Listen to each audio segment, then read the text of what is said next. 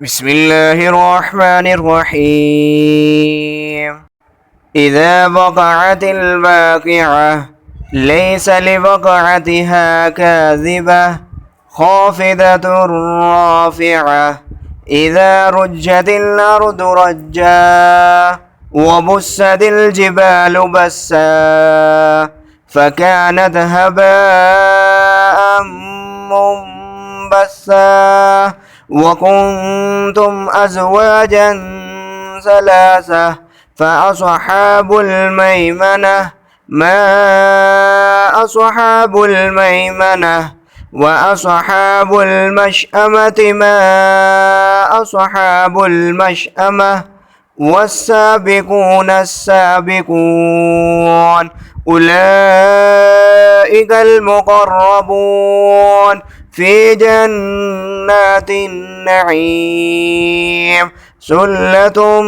من الأولين وقليل من الآخرين على سرر موضونة متكئين عليها متقابلين يطوف عليهم ولدان مخلدون بأكواب وأباريق وكأس من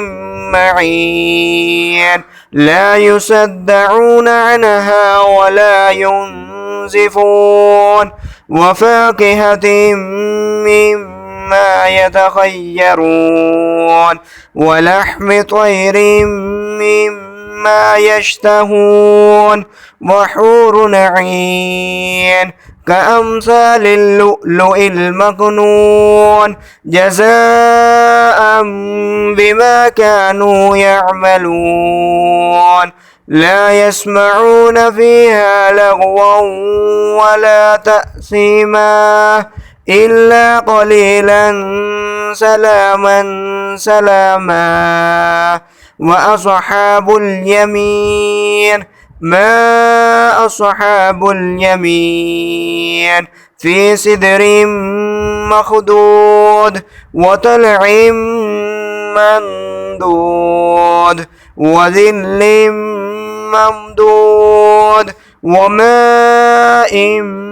مكسوب وفاكهة كثيرة لا مقطوعة ولا ممنوعة وفرش مرفوعة إنا أنشأناهن إنشاء فجعلناهن أبكارا عربا أترابا لأصحاب اليمين سلة من الأولين وسلة من الآخرين. وأصحاب الشمال ما أصحاب الشمال في سموم وحميم وظل من يحموم لا بارد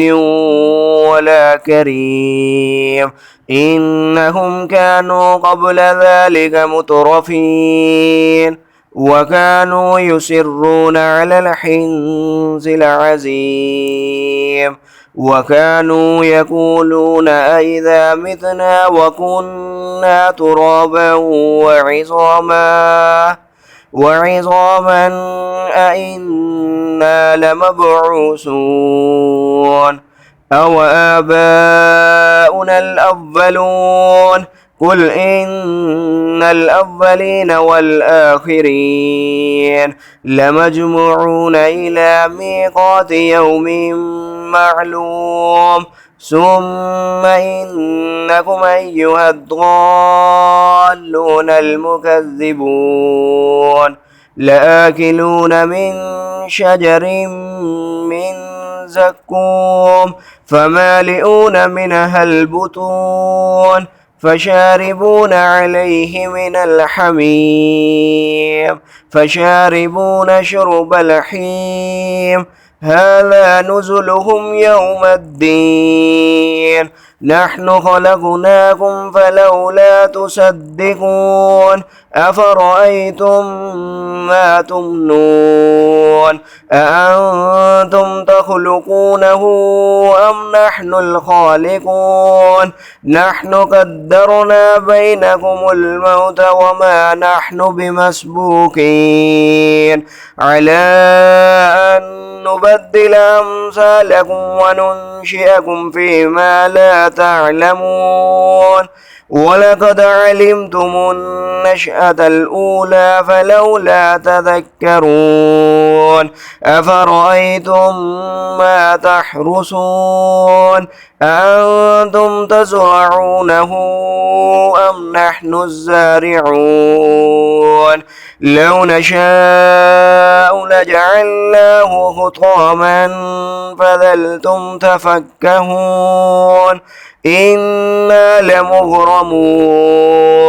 بل نحن محرومون أفرأيتم الماء الذي تشربون أأنتم أنزلتموه من المزن أم نحن المنزلون لو نشاء لجعلناه أجاجا فلولا تشكرون أفرأيتم النار التي تورون أأنتم أنشأتم شجرتها أم نحن المنشئون نحن جعلناها تذكرة ومتاعا للمقوين فسبح باسم ربك العظيم فلا أقسم بمواقع النجوم وإنه لقسم لو تعلمون عظيم إنه لقرآن كريم في كتاب مكنون لا يمسه إلا المطهرون تنزيل من رب العالمين أفبهذا الحديث أنتم مدهنون وتجعلون رزقكم أنكم تكذبون فلولا إذا بلغت الحلقوم وأنتم حينئذ تنظرون ونحن أقرب إليه منكم ولكن لا تبصرون فلولا إن